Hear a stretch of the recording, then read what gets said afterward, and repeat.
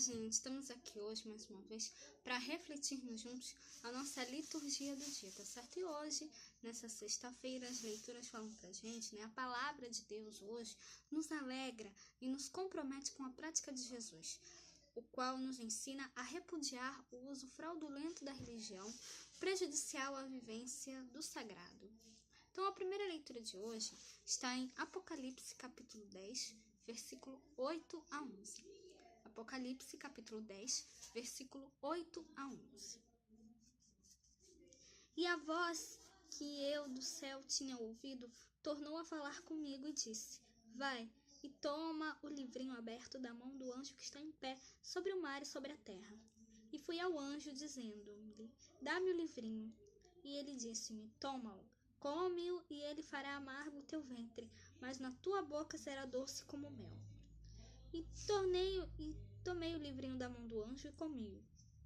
Na minha boca era doce como mel. E havendo-o comido, meu ventre ficou amargo. E ele disse-me: Importa que profetizes outra vez a muitos povos e nações e línguas e reis. Então, essa primeira leitura, mostra pra gente,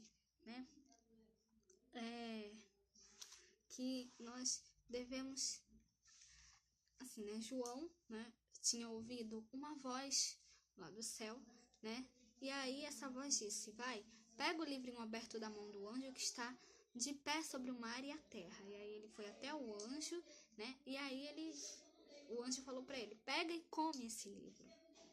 E aí será amargo no teu estômago, mas na tua boca será doce como mel. E aí, João pegou o livrinho, do anjo, e aí engoliu, E aí ele sentiu o gosto amargo no estômago,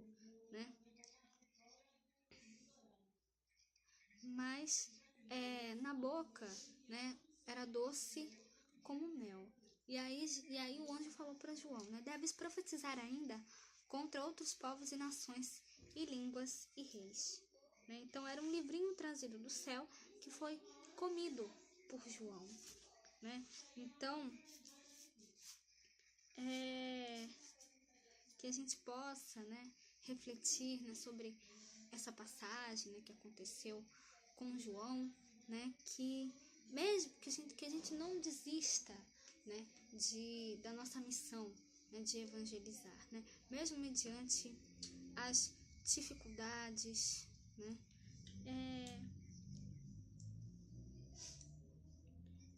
que a gente passe por dificuldades, por obstáculos, mas Deus sempre está ao nosso lado, e que a gente, Ele nos ajuda, com certeza a superar tudo, Então, que a gente possa, refletir, essa primeira leitura. E agora, falando do Evangelho, hoje ele está em Lucas capítulo 19, versículo 45 a 48. Lucas capítulo 19, versículo 45 a 48.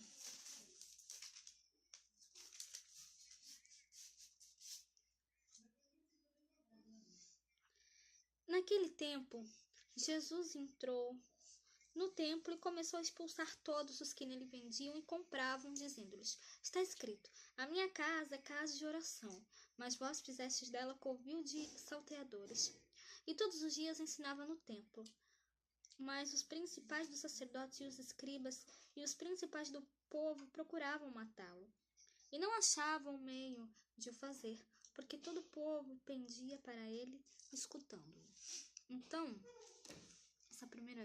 essa leitura do Evangelho hoje, mostra, que o templo de oração do povo, o templo, era o coração do povo judeu, Então, o volume das coisas, vendidas nesse ambiente, fazia do templo um lugar de comércio, Então,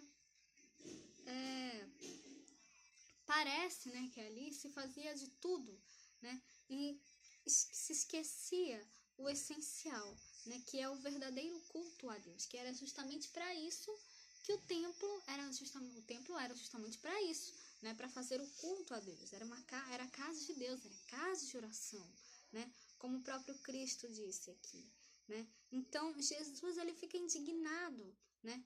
Com a cena, né? E aí ele expulsa os comerciantes, né? Que estão lá vendendo. Então, levando, né? Para nossa realidade hoje, né?